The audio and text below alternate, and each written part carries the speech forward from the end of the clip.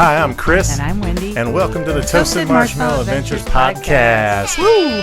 Tonight in studio, we have comedian Jake Martin with us. Welcome to the show. Thank you for being here. Yes, thank you so much. Thanks for having me. Headphones for you right there. Yes. Let's talk first a little bit how we met, because started kind of chatting with each other. Yeah, it was when we had, was it Eugene Basham on? Yeah. Eugene Basham. Yeah. He had told me about your guys' podcast Oh, at cool. a show the night before you had him on. Oh, cool. Yeah, because some other comedians, they actually got stuck in like a storm out of town. It was Nate Ford and Emmanuel Vera. And then so they contacted me to fill in for them so that the audience, would have enough comedians for the show. And then Eugene was talking to me backstage about your guys' podcast and how you were on it the next day. Thank you, awesome. Eugene. Yes, thank you. That's cool. Yeah, and so you and Nate Ford were on the chat during that one, and you guys are both commenting. Yeah. And then I was like, okay, I think I've seen the name Jake Martin around, but I haven't seen you do a set or anything like that not yet. So we'll have to do that. Yes. Yeah, I try to do as many open mics as I can, and now Boise has 5 open mics a week. Oh, wow. But then, I know you're missing one. Yeah, Thank that's you. probably where Nate Ford Thank is you right so now. much. Actually, Yeah. Caden McKnight's hosting it, so Yeah. he's definitely there. But the cool thing about this podcast is if you don't watch it live, you could just watch it afterwards. Exactly. Yeah. Yes. Yeah, definitely. So what mic is tonight? It's Craft Brewers of Boise. It's 420 North Orchard. Nice. Is the address there. North Orchard. Yeah, I saw Nate's post. He was like, "This is good for the weed smokers or something." The 420. Oh yeah. Yeah. Yeah, we've never been there. No, to Craft Brewers, no. We've been to Mad Swede and Lounge at the End of the Universe a lot because we're their official podcast there. So that's kind of our spot. So. And Crescent. What's that? Oh, the Crescent Brewery here in Nampa. Yeah. Before the pandemic hit, we started going to the open mics there like every Monday. That was fun. That's when I was still not going back. I hadn't gone back to work yet. From my surgeries. Oh, yeah. Yeah. Oh, what did you have surgery for? Oh, geez. It was basically 2019, my colon burst on me. Oh, that's terrible. I ended up with an ostomy bag for 10 months. And then, beginning of 2020. You had 2. Yeah, I actually had 2 stomas because shit got really fucked up. Yeah. 8 surgeries. He was completely sedated for a week. Yeah, it was horrific. Oh, wow, 8 surgeries. Yeah. So I heard on another podcast that you were talking about being in the hospital for a long time. Yeah. But I wasn't sure the extent of it. That was. Yeah. And we had just started this, and we had like some momentum and stuff. This massive crash where like he was close to death. Yeah. Yeah, they were coming out and telling me, like, we don't know. Basically, I had shit leaking inside of me. Yeah, he was literally... Well, you look real healthy now, so literally that's good. full of it. Yeah, it was, Whenever you go through something like that, it kind of gives you a new, like, for life and motivation to do stuff. Yeah, definitely. I would say, that it has changed me. Definitely. Yeah, so. He never used to be able to shed a tear. And now he's like wiping his eyes. I was like, what's that? No, that's good. Okay, so since you mentioned that, let's talk about the Scab Story real quick. Okay, so his stomach is very screwed up. There are massive scars. Massive. Yeah, I can imagine 8 surgeries. Yeah. There's a massive scar in the middle that was super deep, and it had basically growing new skin. Had to like build up like skin over months, almost to a year. And so when that scab finally fell off, I was like, I'm keeping this. This is like, I got to remember this. And he was like, he didn't say much about it. Like it wasn't a big deal. And then like several months later, I thought I lost the scab, and he cried twice. She's like, I think I lost your scab, and I cried. The scab. And then I found the scab. Yeah, we found it wasn't lost. So I put it in a bag and marked it, and I was like, oh, well, that's a big thing to have gone through. Like people save screws and stuff when they go through true. surgeries. And yeah. It's like, I can't believe I've cried about a scab. Yeah, scab. Yeah. Yeah, it took you months to build it. I Anything know, that takes you exactly. months You to gotta build, no hold matter on to what it that. is, Yeah, you can be proud of it. exactly. Oh So God. in our bathroom, there's a little There's a baggie. big scab. Yeah. You have to get like one of those gelatinous jars Yeah, and put it in there so it could exactly, be the preserved. scab. Maybe put some Totally. backlighting on it. It'd be a conversation That'd piece be, for yeah, sure. that'd be hilarious. Yes. Oh gosh. Yeah. So, did you?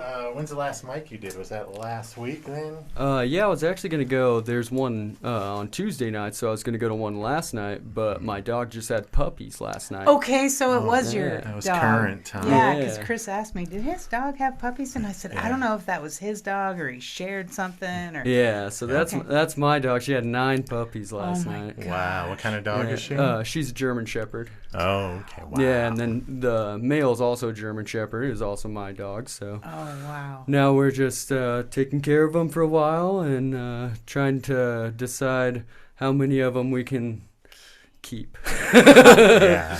Because I want to keep all of them, but Oh. my wife, who's Can you probably watching right imagine? now, she wants us to keep maybe one. Yeah, I think we did have One, it. Is it right? Brandy Martin? Oh, that's my sister. Oh, okay. Yes. And Yeah. Dana Whitworth Webster. Oh, that's my grandma. Oh. Lindsay Hi, Grandma. Martz. Yeah, that's my wife. Hey, Lindsay. Oh, okay, awesome. Awesome. So, thank you for to everyone who's watching. Feel Yeah. free to ask a question. questions in the chat there on Facebook, and we'll ask Jake those questions.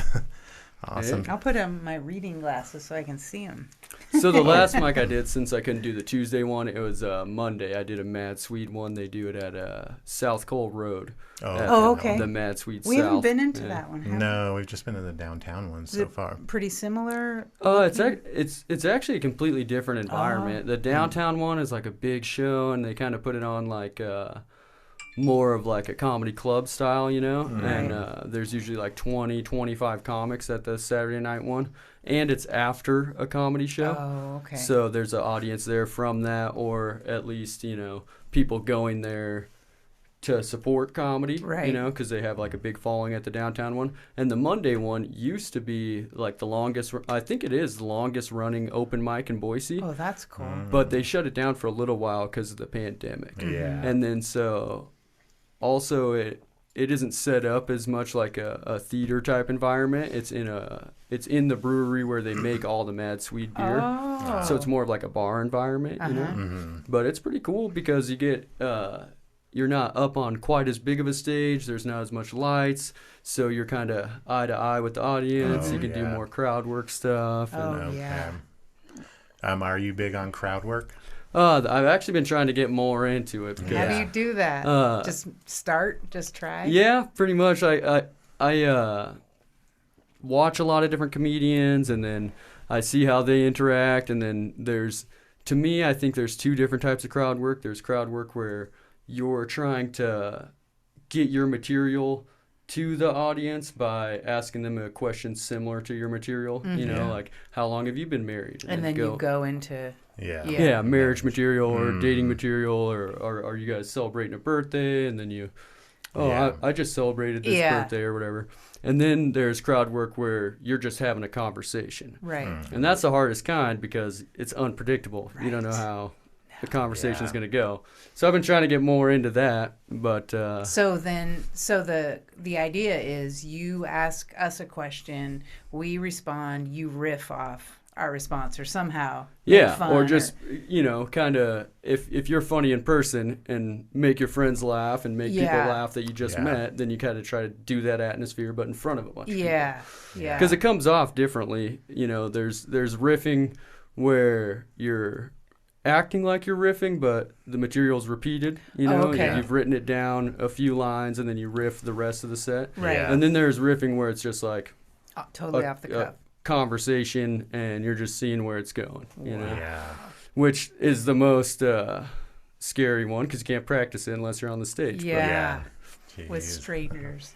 Isn't part of crowd work also trying to get the energy back sometimes? yeah, Okay. definitely. Or especially if something's going on at the show, or like Yeah. one person's being obnoxious, or Then people you had to just leave, target or them and or just mentioning the elephant in the room, Right. because like if everyone's distracted by something, you got to bring all Yeah. the eyes back to the stage and kind of pump it back up and get them back into the jokes. Because comedy it's about timing a lot, but it's also, you have to pay attention to the beginning and the end of it. If you tune into a Netflix special and it's halfway through, you're going to miss all the callbacks, which are the funniest laughs because he's talking about jokes that you didn't hear. Yeah. So if you're distracted for half the show, then all the big punchlines are only little ones because you didn't hear the beginning jokes. Mm-hmm.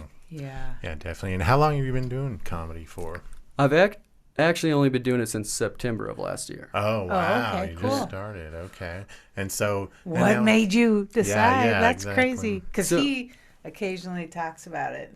Yeah. But then realizes he's terrified.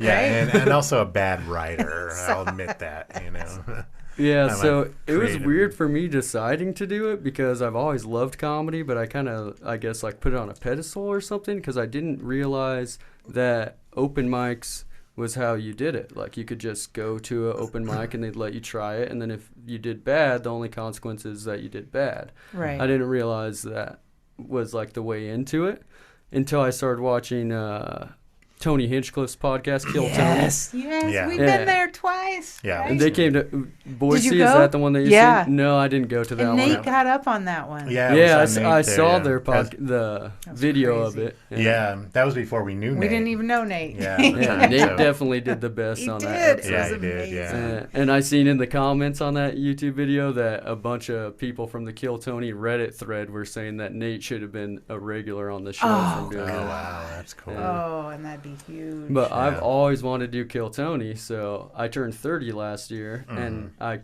had recently started watching Kill Tony and realized that you could just anyone can do it if you just get pulled out of a bucket. Yeah. So I decided I was going to do it for my 30th birthday, and then I was like, I don't want to do it just.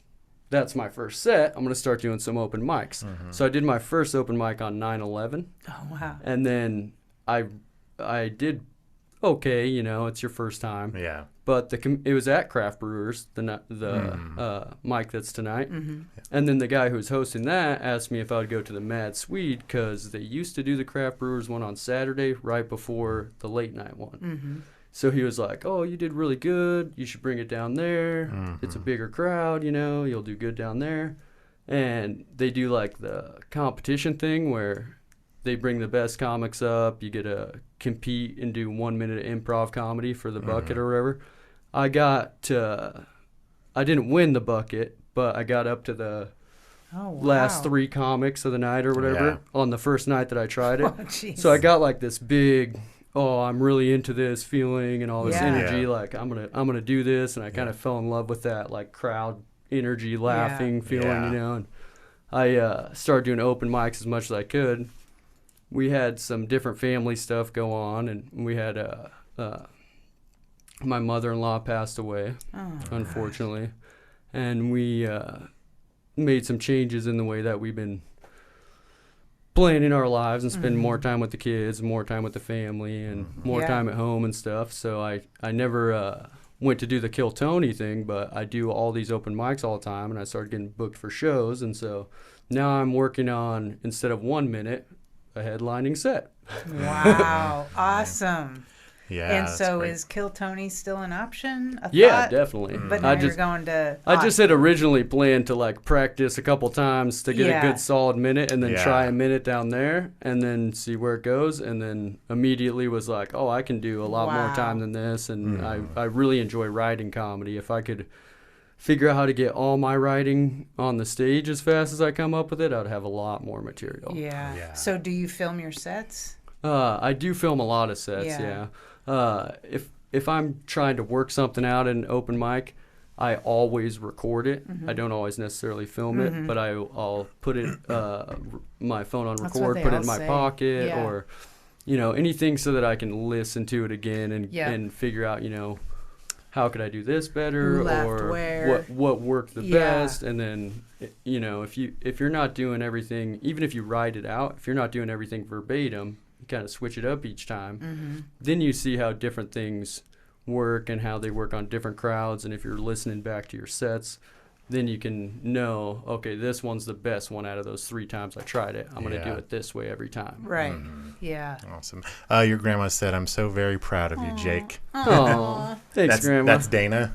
Yeah, I'm actually coming out to see her in February. Yay, where is she? Awesome. She lives on the Oregon coast. Yeah, so she lives in just outside of Medford. Oh, okay, cool. Yeah. Yay. North Bend. Oh. I've never been to North Bend. No. Oh, it's not. Not the same as Bend. Okay. Oregon. Yeah, we were talking about moving to Bend for a while. Yeah. Yeah, it's actually totally different. Bend is kind of the eastern Idaho and a little, or eastern Idaho, eastern Oregon, but more Idaho climate. Yeah. And then North Bend is like a half hour maybe from the ocean. Oh, cool. Yeah, I think there's actually a harbor there. I'm not 100% on that. I've only been there a couple times. Gotcha. Nice. So just a vacation? Well, I actually have a show there too. Yeah, cool. It's at the Ghostlight Mystery Cafe. And Caden McKnight's going to make the trip out there with me, and we're both going to do a show there. Road trip. Yeah. Said Coos Bay. Okay, Yeah. I know where Coos Bay is. Yes. Yes. Yeah, Nice. So my sister also lives in the same area, so I get to kind of do a show, see some family. Oh, that's awesome. It'll be awesome. Yeah, cool. Fun. So what are your comedy goals? So right now, like I said, I'm trying to work on getting a headlining set together, like have a long chunk of material that all kind of flows together, but not necessarily do I want to only do that. I've been doing a lot of hosting, and I'm just kind of open to getting on the stage as much as I can, because since I'm so new at it, I need to try as many aspects of it as I can to kind of feel out my voice. You know? Yeah, definitely. Is hosting scary? Uh, I mean, because you're trying to give energy to the crowd, right? Is that, and then bring up people and. Yeah, it's kind of, I mean, it's scary in a way because when you do a set, it's like if that set went bad, it's over and you get off the stage. And hosting it's you're like, there. I'm coming up every time. So like if some guy doesn't like me, especially if he's like right in the front, it's like, then I come up to him if it's an open mic every 3 minutes. Oh, the next guy. Yeah, exactly. The cool thing about it though is it's all about the crowd and it's not really about your jokes, you know what I mean? Yeah, so you don't necessarily have to do like a set or do like material as much as just kind of like pump up the comics, pump up the crowd, pump up the show. Give it up for so and so. Yeah, so it gives you kind of something to fall back onto instead of it all being on your material. Yeah, true. But the downside, like I was saying, is you got to keep coming back up there. Yeah, so. Right. Yeah. Nate Buckles said, "Proud of you as well, homie." Yeah, Nate Buckles used to host the Craft Brewers when he started that mic. Oh, did he? Oh, yeah. cool. Okay. And, he's one we haven't met either. He's a comedian from Arizona. Oh, nice. Oh, gotcha. Yeah. Still local or? He lives in Boise. He's lived here a few years. I'm not sure how long. But I met him the first time at that first open mic that I went to at Craft Brewers. Oh, wow. And then that's the person that I was talking about that convinced me to go down to the Mad Swede and do it to a bigger crowd. Okay, gotcha. Dang. Yeah. And so now you are hooked. Yeah, definitely. Wow. Like I was saying, I try to do as many of the open mics as I can a week, and right now they got 5 of them in Boise. Wow, yeah. You and will now be there. I've seen on Facebook there's a new one in Cuna as well. Yeah, I actually haven't been to that one yet, but that one's on Thursday nights. They just started it like a week or two ago. It's at a bar in Cuna, but it's at the same exact time as the Mad Swede's Thursday yeah. night That's what one. you were saying. Yeah. And it's the downtown Mad Swede one, so it has a big crowd and the theater environment and stuff. So I reached out to the people who were putting that mic on and said, hey, I know a lot of other comics definitely are trying to do as many mics as they can. And if this was before or after or a different day, like it would work a lot better for people. I still will, even if they keep it the same time, I'll still probably try it out because I like to try different rooms and support comedy wherever it's at. Yeah. But if there's only so many mics, putting them at the same time is competing with each other too. So I don't want to have to choose one over the other, but I would definitely try it out. I just haven't yet. Awesome. Just real quick, Jeff Gunn said, "You're killing it, bro." Yeah, that's my sister's boyfriend, nice. but I've also known him okay. since I was a little kid. We gone fishing together, all kinds of stuff. He's a cool guy. Awesome. So, do you have a day job? I do carpentry. Oh, that we were trying to guess. Yeah. So Like, what does he right do? now I'm doing a lot of stuff, but I used to do just trim carpentry for a while, and I just quit doing that about 3 weeks ago. I think my wife would know better than me. I do contracting too, so I do like decks, fences. I started out doing carpentry by doing framing. So I have a lot of experience in building all different types of stuff. So I just quit doing the trim carpentry thing and went out on my own doing contracting.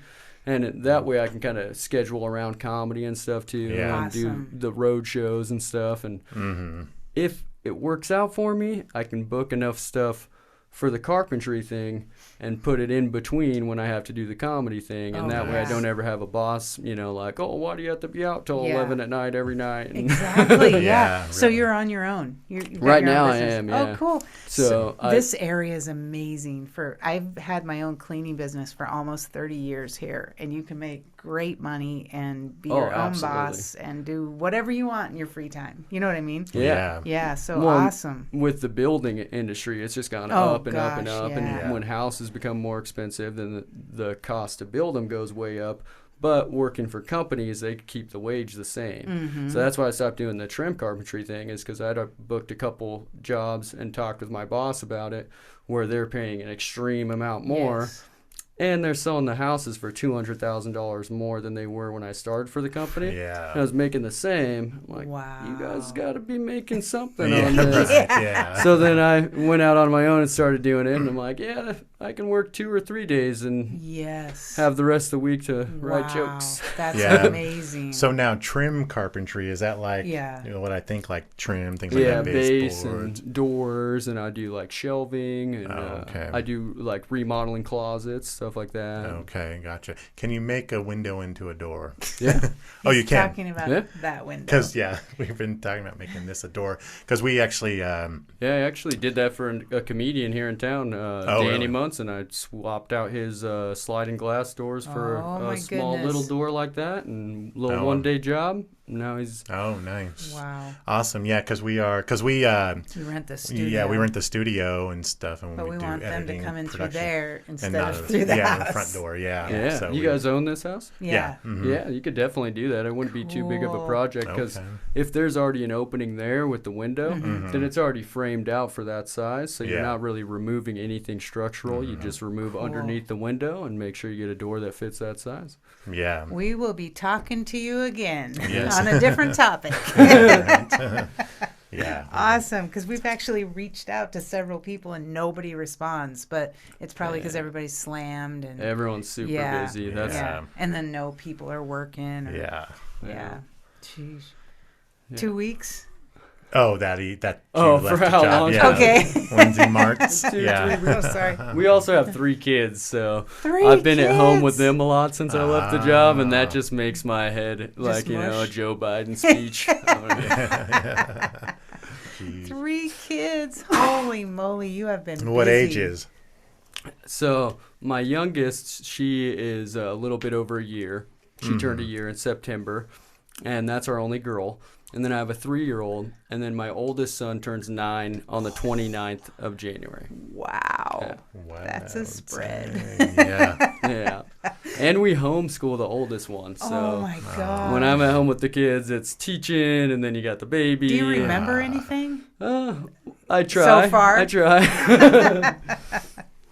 Keeping up with all the podcasts is the hardest thing, because I can't listen to them and listen to the kids, and if you put headphones on, then the kids are gonna get into something. Oh, that's true. Yeah, gotta do the one ear. I do one ear. Yeah, I can still kind of function. Earbuds. Yeah.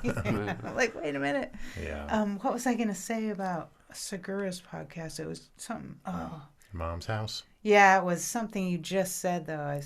Have you heard him talk about their kids? Yeah. It is so funny. Oh yeah, I heard a story about his kid. giving a glass of toilet water to one of Bert. them. Yeah. Like, drink it. He's And then like, he was nope. denying that it was toilet water, but he wouldn't drink it. And his Like, kid's that's like my kids 5. for sure. Gave him He's toilet young, water? yeah. Like out of the bowl or out of the back? Out of the bowl, and told Bert it was just, here, have a Oh, drink. give it to Bert. Bert Yeah, Kreischer, like- yeah. Oh, I thought you Like were when saying he- give it to one of his kids. When he walked in the house, he was like, "Oh, hey, welcome. Here's a glass of toilet water." And then lied right to He's his such face. a dick to Bert sometimes. Yeah. Yeah, my oldest son, he's like a super sweetheart, so he's always trying to do nice stuff for me and his mom to like show he Aw, appreciates nice. us. But he made a bagel before, and instead of putting cream cheese on it, he put sour cream on it. And then he brought it to my wife while she was in bed. And then he's like the cute little face, you had to like eat it, right? she's got to take a bite out of it. And Yeah. I'm just sitting there like, I don't like any sauces on anything. So the smell of the sour cream in bed while I'm laying there is She's just like, bad already. And This then I'm is like, the well, best you're going to take a bagel bite. I've ever had. You can't, yeah. Oh. You can't say no to that. Jeez. gosh. You don't like sauces. Yeah, the only sauce I really like is like hot sauce and salsa. So you're against barbecue sauce as well. I only really like it like cooked into stuff. Nice. I don't like cold sauces. Like I even eat my salad dry, no Oh, dressing. wow. Wow. Oh, I'm addicted And like to ranch. hamburgers are dry. I Wow. like vegetables on it. Like oh yeah. Where do Yeah. you think that? What? I've never heard of anybody. I mean, you that need does a little that. bit of lubrication on your Yeah. stuff. To, I only like salsa and hot sauce. Wow. I've tried a lot of different sauces, but I'm not really a big fan. If Nah. it's cooked into stuff, I So like it, but mayonnaise? no mayonnaise. Yeah, I really don't like it. No or like ketchup. ranch is the worst. Ranch? Yeah. oh, wow. Yeah. Ketchup, mustard? No, I really don't like You're mustard. Ketchup I'll do with anti-condiment. like fries because fries are really dry. Yeah. But maybe like 1 out of 10 or 1 out of 20 times. Really? Like, Wow. And if they ask like, oh, what sauces do you want with anything? It's always none. Dang. He's Wow. like, what do you got? This is unbelievable. Yeah, I would like to This try is all the unbelievable. sauces. We've never met someone like you. Yeah. Anti-condiment No sauce person. Yeah, Does it's your wife enjoy a nice condiment or sauce? Yeah, she's So normal. you have them in the house? Yeah. She's normal. It's funny because like when I'll go grocery shopping, I don't think about it, and like she'll always be like, "How come you don't ever buy this stuff?" And I'm like, I don't want it." Never use it for anything. Jeez. But we have it around the house, and then it's funny because my kids, they'll like sometimes be like, "Oh, I don't want it," and I think it's just because they're yeah. like, "I don't want it," I because I wanna want to be be like like Dad. Dad, but they Yeah. like the taste Right. of it. So Yeah. I totally hate ketchup. yeah, then they'll be like not eating their dinner, and I'm like, you got to eat your chicken nuggets. And they're like, and then I like put sauce on it, and they're like, okay. I Like, can stand. Yeah. Jeez. That's unusual. I think Huh. so, yeah. Interesting. I mean, maybe it saves a lot of money. I mean, I we have a whole think so. And we have a whole calories. door of It's definitely good for you Yeah. to not eat For it. sure. That's true, yeah, sure. especially all the sugar and a lot Yeah. of sauces.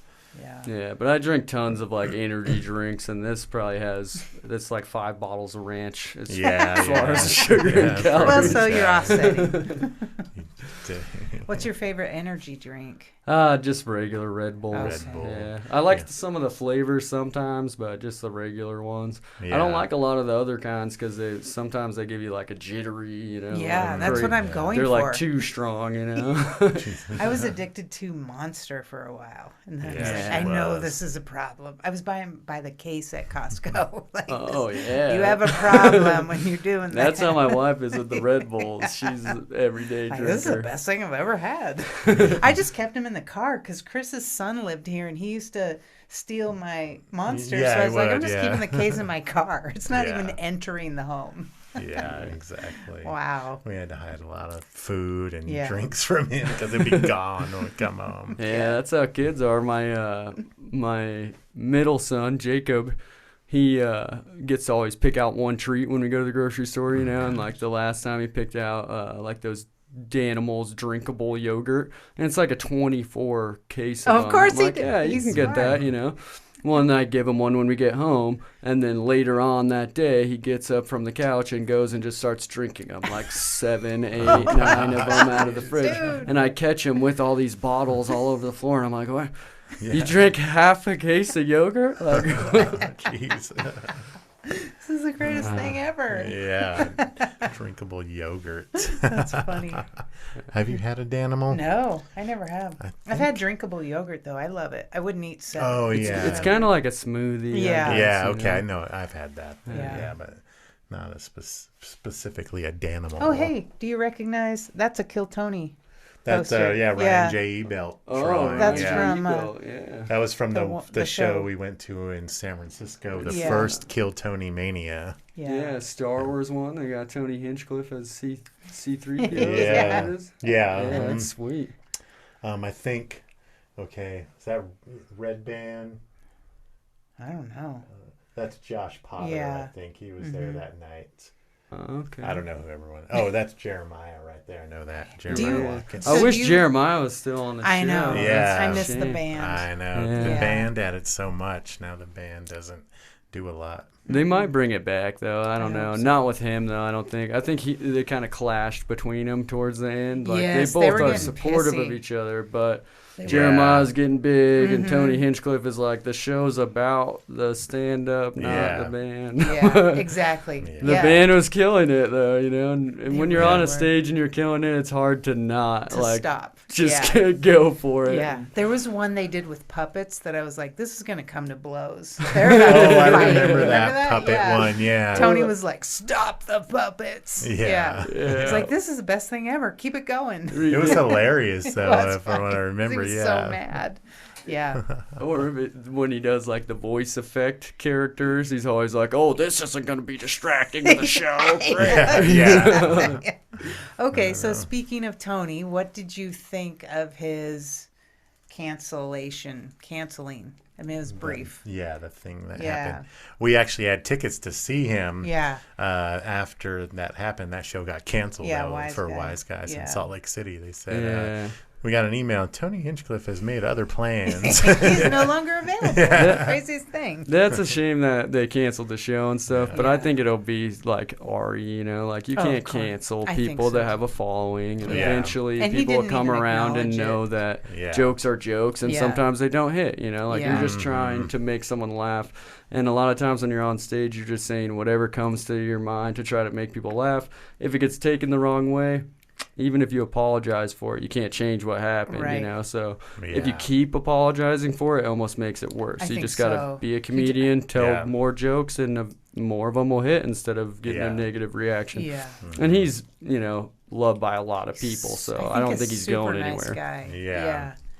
Yeah. Yeah, I mean, I think it's. Well, and Ari put out the whole set because it wasn't out there. Yeah, and people always do that where they'll put just a clip Right. and be like, "Oh, look at this comedian says this hot take," and it's like, "Oh, if you listen to the Yeah. whole thing, he might have been trying to make a point about how that one hot take you clipped was the wrong idea." You know, like sometimes I say jokes that in the beginning people are like, "Oh, where is he going with A little this?" scared. But that's the point of comedy. is You have to Yeah. build it up to something. You can't just only say things people know Yeah. they'll like, or there's no Exactly. excitement to it. Yeah, It'll we just be want dull. that. Yeah, and I feel like, kind of the setup sometimes is meant to make the audience a little It's a uncomfortable. misdirect. Yeah. Yeah, and Yeah, then definitely. and then you just hit them with the punchline. Right. And it's good shit after that. Yeah, well, comedy's supposed to be true to life, and life Yeah. isn't always just happy and like stuff you agree Yeah. with all the time. So you have to disagree with people and kind of get conflicting interests in order to build momentum and see where you really stand on Yeah. things, Yeah. So, do you talk about your personal life in your stand-up, or do you have an agreement with your wife? I don't know if you've watched Yeah. Bert, but Do you have any jokes about your wife since I'm she's not. watching? he slams his wife and his Yeah, I kids. definitely am not Bert as 'Cause I far think as that would be talking about my painful. wife. Yeah. So I have a few different jokes, and I actually talked to my wife about Jeez. using her in my comedy, and it's awkward to me to tell jokes about somebody if they're not there, if they have an opportunity to be there. Right. So my wife hears more of my comedy than anybody because she's the one that I like go over my writing with and practice and stuff. She's super supportive. So if I come up with a joke about her, about our relationship or something, then she's gonna hear it in the the writing room, the garage. Right. And then she's also going to hear it the first time I try it on stage. I'm not going to do it, to a bunch of people that don't know her and don't know me or our relationship. Yeah. Yeah. Well, because that same thing of sometimes things get the wrong idea or hit different, But I love Bert, and his comedy's hilarious. Yeah. But my style is definitely not to be like the old lady at home, like when he's talking about Leanne. Oh, it's painful sometimes. I'm like, Bert, what are you doing? Look at you. I mean, he talks like he's a goddess compared to Leanne sometimes. And I'm like, dude. I think he plays that up. I hope so. For the podcasts I hope that's and what stuff, it is. though. Yeah. Because they're also like a really sweet couple. Yeah. And anyone who stays together that long and has been through all that much awesome. stuff, they have a lot of love for each other, Yeah. So, like, have you ever met a couple that sometimes they like seem like they're real argumentative with each other, but that's just how they talk to each other, Yeah.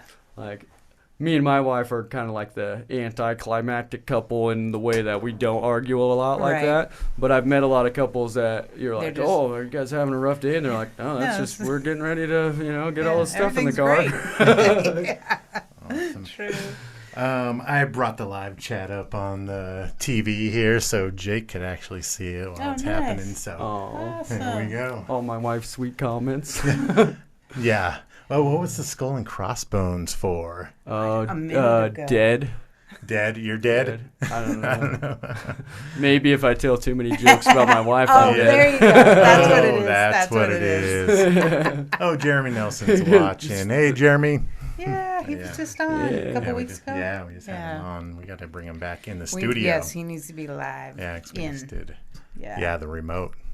Yeah, Jeremy Nelson's awesome. I okay. haven't spent a lot of time with him up until just recently. We got to spend some time together over at another friend's studio. Then we're doing a podcast that they've like figured out how they're going to release it and all that stuff yet, cool. But they're just kind of meeting there with a bunch of comedians and hanging out and stuff. Yeah. And I got opportunity to talk to them for a little while. Nice guy. Yeah. Oh yeah. And he seems like he's had a lot of experience in life too, and a lot of different things that he's gone through. And I always can tell when somebody's been through a lot of stuff that me and them will have a lot to relate to. Oh, nice. Definitely. Yeah. If you guys need an editor, contact me at gettoasted@toastedmarshmallowadventures.com. Yeah.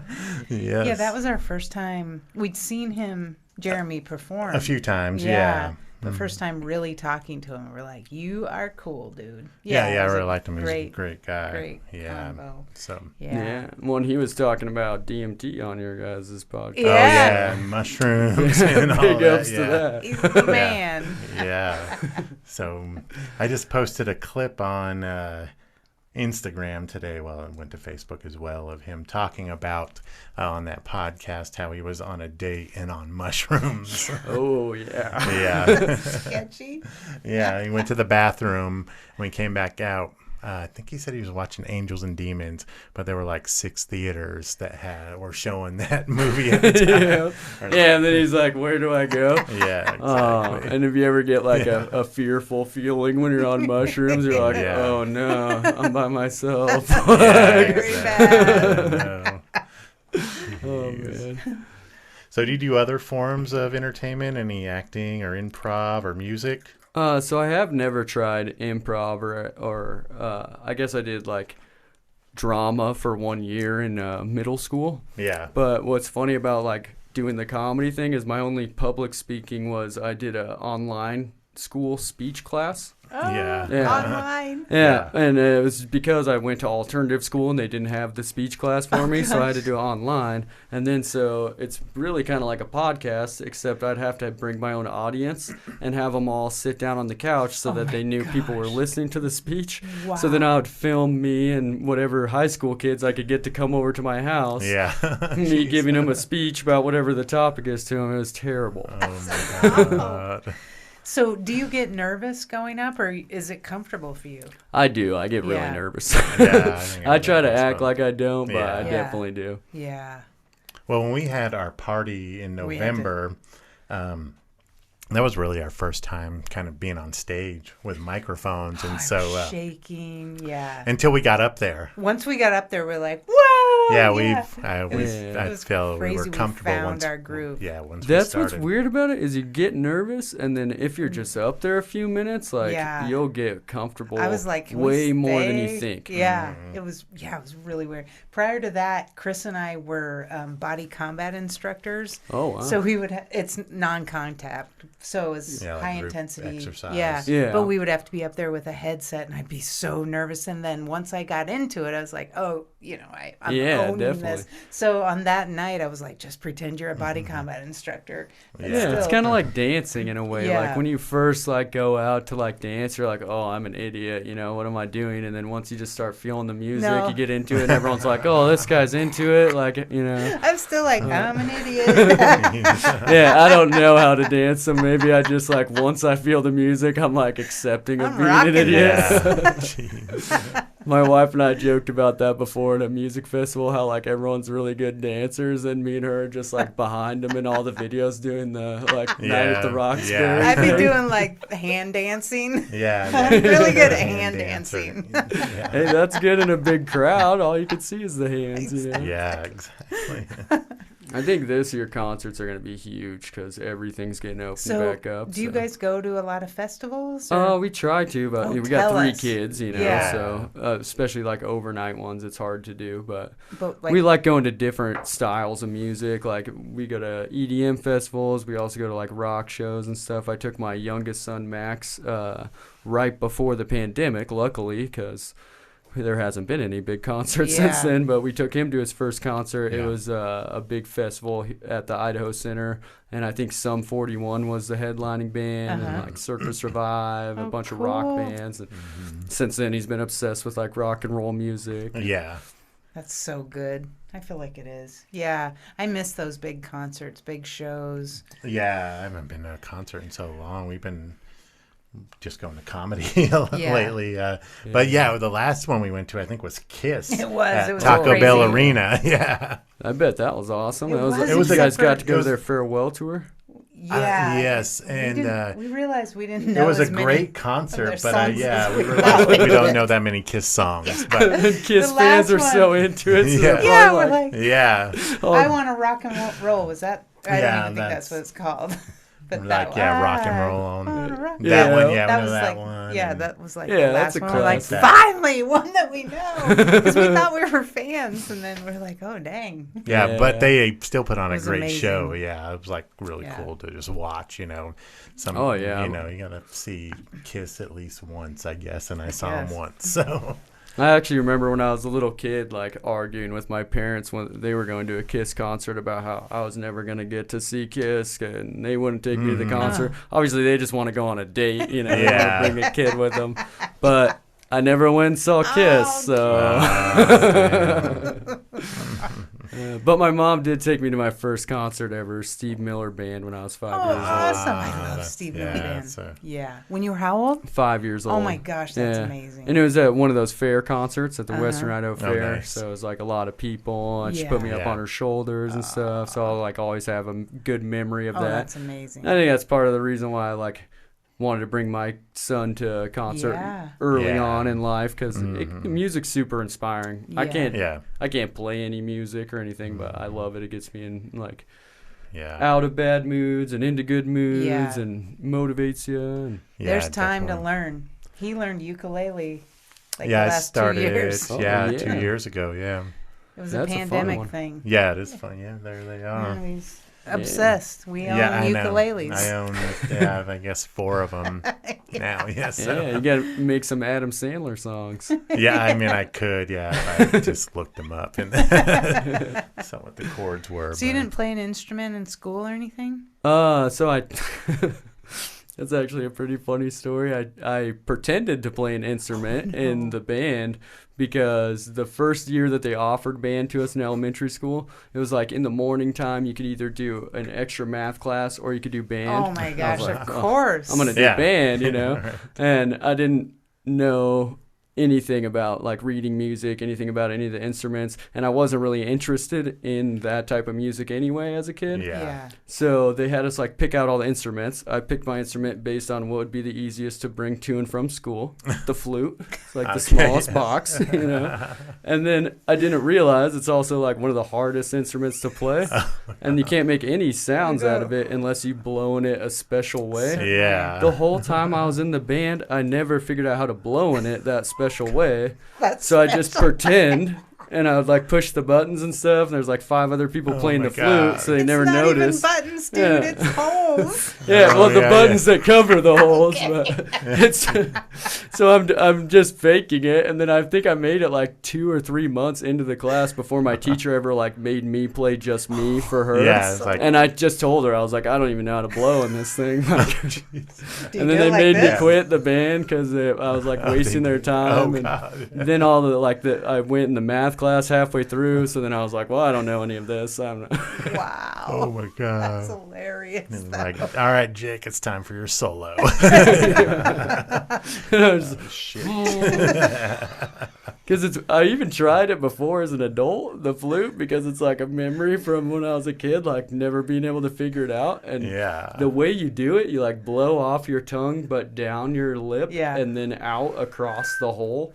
And there's it's kind of like whistling. Like if you don't figure out how to do it, you just don't figure out how to do it. Like, jeez. That's so funny. I can whistle though, at least. So might not be a flautist. Yeah. Sheesh. Oh my God. I played the trombone, but I was trying to we were going to be like a ukulele trombone duo, which never happened. No. I think I could go far. We could be the new Garfunkel and Oates. We have like the super deep, and then like. I know. I brought it out during the pandemic and just basically made stories out of where's my trombone now. I didn't. I mean, at the beginning, you were I played it like, a I'm little gonna bit. I was like start playing again. I used to be good, but I was then back life to happened. Mary Had a Little Lamb, and my lips gone. Do you know who Mr. Bungle is? The band. I don't. Oh yeah, think they're so. from Northern But California. about Faith No More. It sounds familiar, but I'd probably have to hear a song or something. So Faith No More was really popular in the 90s. Yeah. And I went to school with people the that lead created singer Faith No Mr. More. Bungle. And they actually asked her to be in the band. Whoa, that would have been cool. And no. she turned them down. So it's one of those like, where would I be now? Yeah. If I'd said yes to that, because they were on the Tonight Show. Faith No More was. Yeah. Yeah. And the But I'm what's in his Idaho. name? The lead singer. I mean, he's still Trace doing Bruns. music. Yeah. Yeah. He still does music. Last I heard, he was doing like experimental music. Mm-hmm. Yeah. Yeah. Which is it's weird how paths go like that. Like you don't know if you would have been on the Tonight Show, but now that you're doing this path, you could be on the Tonight Show for like your performance as opposed to playing the trombone. That's and people true. get to see like you as opposed to just the sounds. True. You know. Yeah. Your Auntie Dawn is an awesome flute player. Perhaps someday. Yeah, maybe she'll teach me. Is she? She plays a lot of instruments. My aunt does. She's in like a I forget what you call it, like a group of fiddle players. Oh, you guys know cool. what you call that? I love fiddlers. There's a name for like a group of fiddle players. I think so. Like kind of like a like a flock? herd, or a like murder. a quartet, you know. Okay, That makes more sense. A herd. A gaggle. A gaggle of fiddle players. Old fiddlers.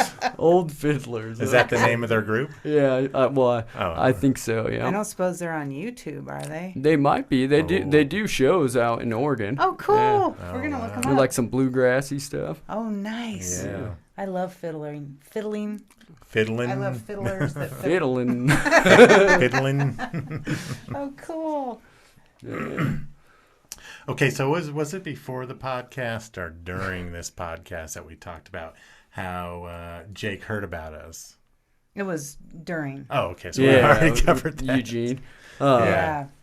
Gotcha. So who are your comedy favorites I know one. or influences? Yeah, we talked about one, Mark Norman. Yes. Yeah. I like his stuff a lot because I think me and him think similarly, because I've heard like interviews of him saying how he like gets nervous on the stage, so that's why he writes so many one-liners and so much short jokes, is because he wants to have like plenty of ammunition to kill the silence and like and you do the keep same? the crowd going. So I think I at least try to do that because it eliminates some of that anxiety of like, oh, what if there's a pause or the people don't like this joke? If my next joke's short enough and funny enough in a short amount of time, it kind of snaps to him. But I also like I was saying, how I first found out doing open mics as a way to get into comedy. I like Tony Hinchcliffe a lot because he's like super brutally honest with his roasting and like he'll just say whatever. I like a lot of comics who aren't afraid to like say anything, and I've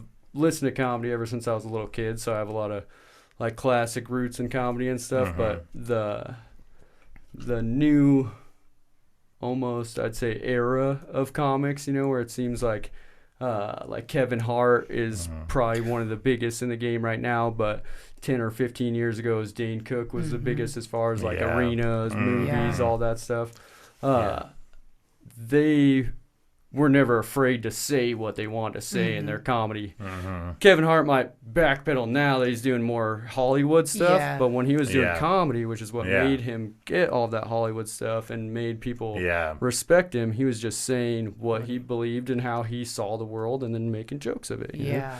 So I always appreciate comedians that do that. They're just genuine. Yeah, definitely. We've seen Tony. I mean, seen who? We've seen Tony.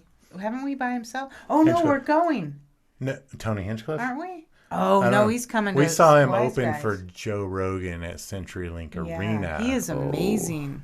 Yeah, I bet that was a great show, too. It was crazy. crazy. Tony But he Hinchcliffe is so open and Rogan headline. I love it. He walks out so cocky. And he's just a little guy, but he's just like, what? Joe Rogan's pretty short, too. Yeah, but true. He's also spent years, developing his reason to be cocky. Yeah. I know. I actually ran into Joe Rogan in an airport bathroom in Seattle, at the Seattle airport. Yeah.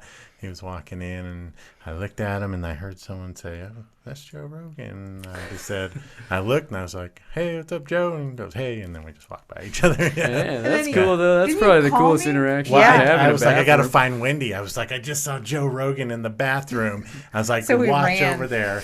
And then he, after a couple minutes, came walking out. I was like, yeah. We thought he so was then you got a chance to see him, too? Yeah, I did. Yeah. But not in the bathroom. That was the bummer. So from a distance, we thought he was with Dave Chappelle, but he was actually with Ian Edwards. Yeah, Dave Chappelle's like my comedy hero. Amazing. Yeah. He's like, Chappelle show is at its peak when I was in middle school. And I think that's where like, I don't know if it's the same men and women, but definitely men develop most of their sense of humor starting during puberty and in middle school and when they're becoming adults, you know, and Chappelle show is at its peak during that time. So it was like all the kids in the school that listened to the adult comedy they shouldn't have been listening to were quoting every line of it. And then, Dave had already been doing stand-up since he was 19. Yeah. So once he got the show to like put him on the world stage, he knew exactly what to do with it, Yeah, exactly. And, we've actually had on our podcast Cypher Sounds, who was a DJ for the Chappelle show. Yeah. Yeah. So he's a comedian now. Yeah, he was at the Idaho. Us to refer to him as actually, I said DJ first because that seemed like it was even I'm a comedian. More known for it. Yeah. So, some people are like that, and like he wasn't a dick about it. If they have like a big name thing and then they're trying to go a different avenue. Yeah. Like, I know Donnell Rawlings like constantly gets that same roast joke that he's like built by Dave Chappelle, and like different versions of that. Yeah. And like sometimes he leans into it and then sometimes you can tell he's like, like not funny. Like I'm hilarious on my own. I just also was on that show. Yeah, true. It probably gets really old. Yeah. Speaking of Donnell Rawlings, David Lucas on Kill Tony made him walk off the show. That was awesome. One of my favorite episodes is when great. he like just lit him up. And did you see the other episode when Donnell just dropped in and didn't tell him? No. Yeah, there's another one where Donnell just shows up at Kill Tony where he wasn't like scheduled as a guest during the pandemic. to get David. Well, he said he did it because he saw that there was nice cars in the parking lot at the Comedy Store, so he knew that the comedians were there, and they were doing a show and nothing else is going on during the coronavirus. But he definitely had a bunch of prepared roast jokes for David and ripped him up. That's so awesome. David Lucas is hilarious, though. Yeah. I've listened to some of his podcasts, too, and he's pretty funny. Oh, awesome. Does he have his own now? Or are you talking about Brothers? Brothers in Cursive, with William Montgomery. Yeah. William's got his own podcast now. Oh, I haven't heard that one. I haven't listened to it either, but I see it popping up on our YouTube suggested. feed. Yeah. Oh, okay. William's hilarious. I mean, in a crazy, wild way. I like his style a lot. Yeah, he's just a kook. Whoa. Yeah.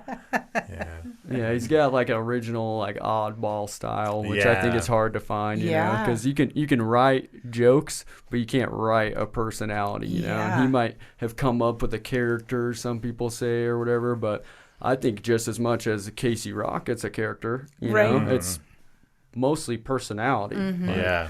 If you meet him, they're similar to that in real life as they are on stage. Maybe not to that extreme, but you can tell the difference between someone who's playing a character and someone who's just like is a character. And I think that's William Montgomery for sure. Yeah, definitely. Casey Rocket. Yeah, he's seems like he's killing it in Austin. Are you following him on Insta? Yeah, that's actually I never like I said, I started comedy in September, so he'd already moved to Texas. I never was a comedian while he was a comedian here, so I never got that relationship with him. I mostly have heard of him from his big following online, and I saw his show that he did, The Secret Show for Red Band. And you saw it? Well, no, on YouTube. Oh, okay. Oh, I haven't seen watch that. I haven't seen it. Yeah, he actually has like one of the coolest plugs you could ever get at the beginning, because Red Band's hosting it, and he goes, "My new friend, one of the funniest people in Austin, Texas." Wow. And wow, that's like one a step away from Rogan. Oh that is That's really amazing. Wow. Yeah, and I think he opened for Tony Hinchcliffe too. Yeah, I saw that to on me Instagram. is huge. Oh yeah, totally big time. is, yeah. And like when he posts his stuff, he's like every day, every night I'm doing Creek in the Cave or whatever. It's he's got shows like fully booked. And What's the if you blessing look of at his unicorns? YouTube channel, he puts. Is that the groups of things? Are unicorns? Groups maybe. called the blessing.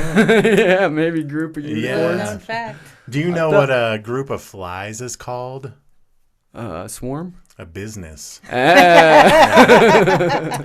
And also another one that I've read, a group of pandas is called an embarrassment. Oh wow. Like really, yeah. Oh, So, I love anyways. pandas.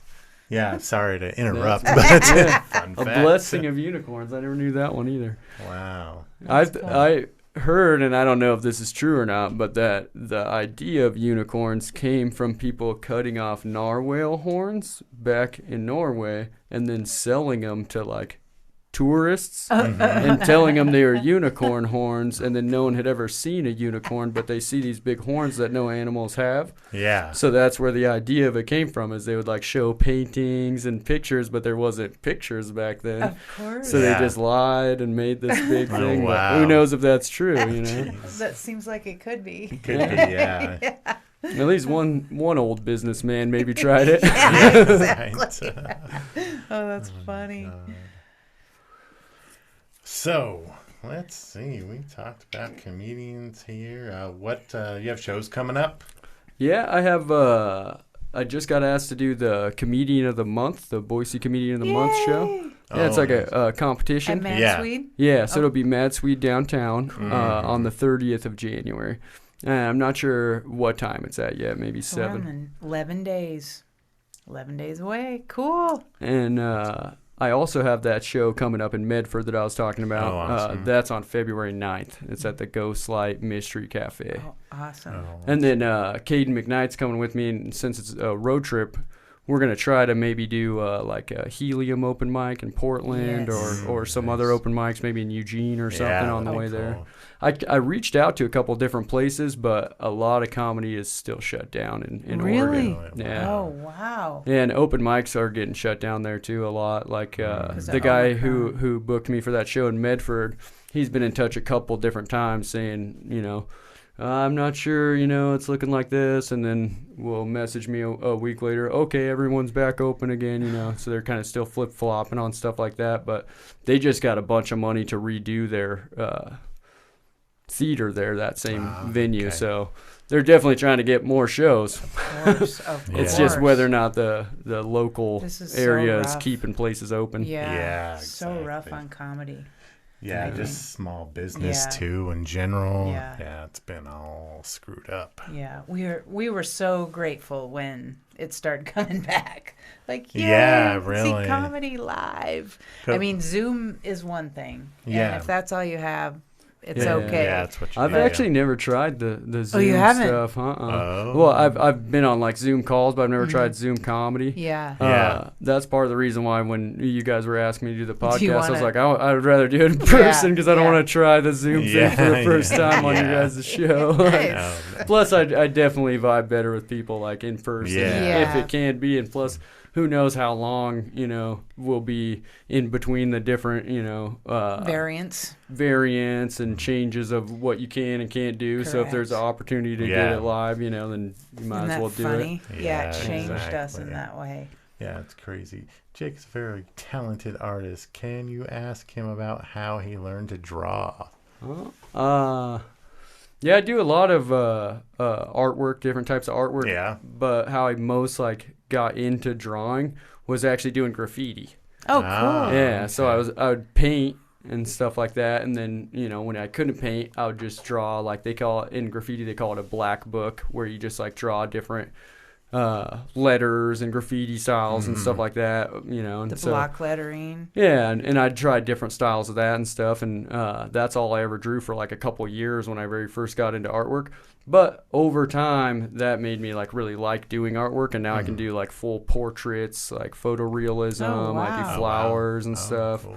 I've tried to do tattooing. Oh, I was just going to ask that. Seems perfect. Yeah. Well, and I'd really love to get good at tattooing, but I've never done an apprenticeship or anything, so I just kind of messed around. I have a bunch of terrible tattoos on my legs that you gave to yourself. Yeah, to attest to that. My knuckle tattoos. You I ran out of friends? Oh, you did. I was wasn't that what it say? It says overcome. But you did that. Oh, yeah, and so I had to do. I'm not ambidextrous, so I had to do one with the left hand, too. Oh, God. And then this tattoo I did on my wrist, too. Oh, wow. It's for a friend of mine that passed away. Yeah. That's rough, though. Yeah. So are you into Banksy at all? Yeah.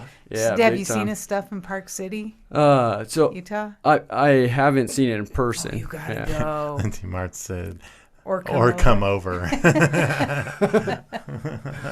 Yeah, I have a lot of artwork around, especially in my garage. Oh, nice. I try to display it up and stuff because then it'll motivate me to draw more stuff, or maybe inspire me from something that I previously drawn to do a new idea of it. Yeah. Wow. I think the Banksy stuff is cool. Just the secret part of it. And then, yeah.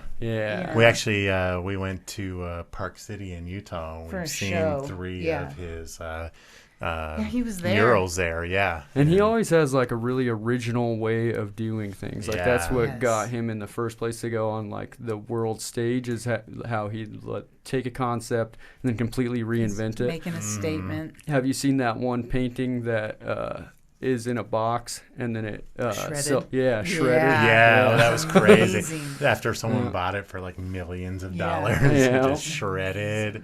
That's crazy. Did you ever spray paint on trains? Yeah. Oh, you did? When I lived in Eugene, Oregon, I was actually part of a graffiti crew, and we'd go to the train you guys yard. are a What was your tag name? Token. Okay. Yeah, or sometimes I'll do Toasty.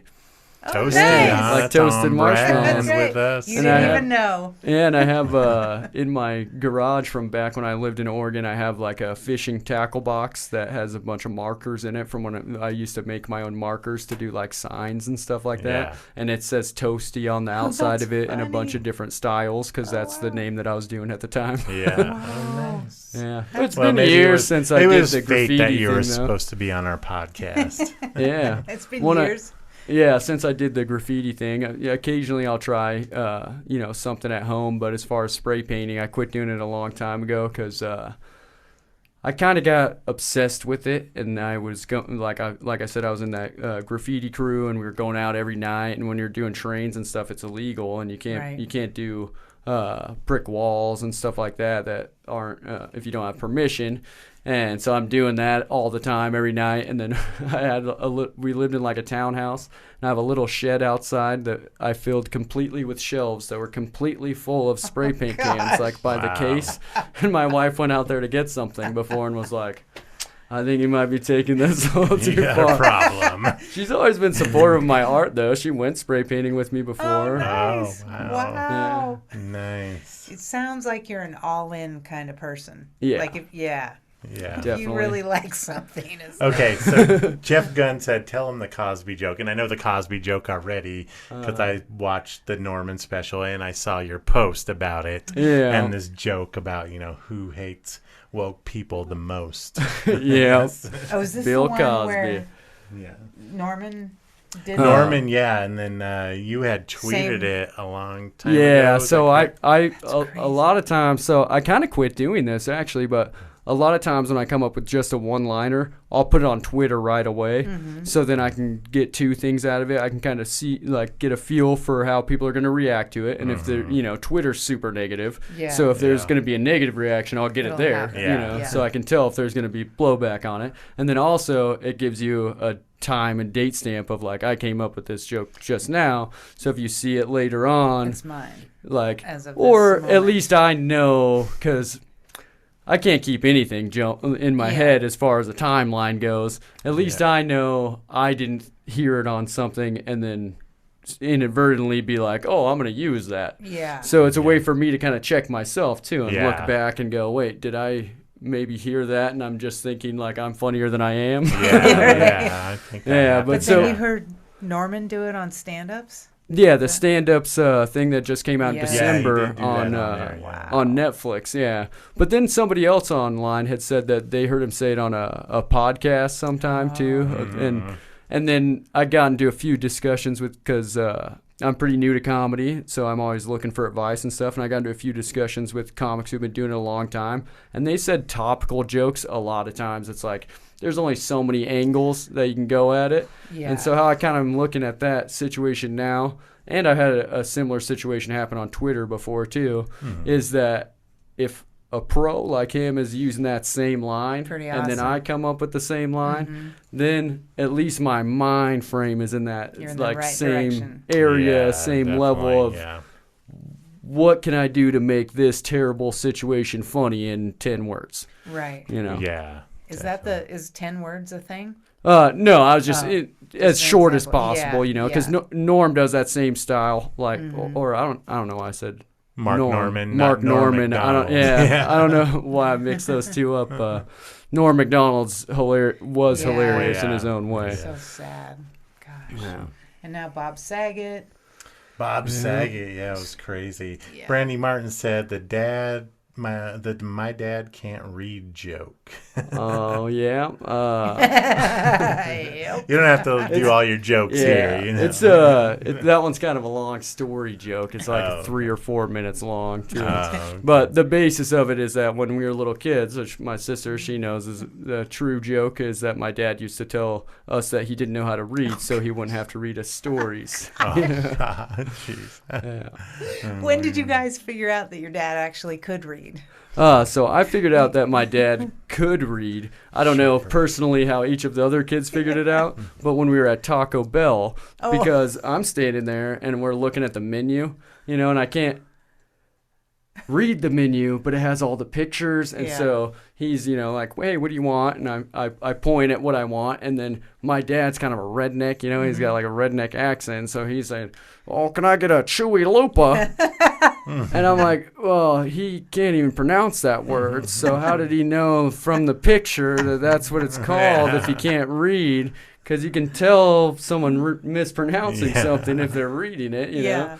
Oh And then my God. so Taco Bell gave it away. yeah, that That's gave it away. Well, and then also handwriting, if you notice that he's writing stuff down, it's like, how can you write if you can't read? Like, doesn't really work out. Yeah. They cut him out of the stories. Oh, geez. Well, and when you're real little is when you want the stories the most, so it takes you a while to figure out he can't read, and then by that time you're just like, I'm not trying to get you to read me a bedtime story. Like, I'm 25. Yeah. Just watching porn on my phone.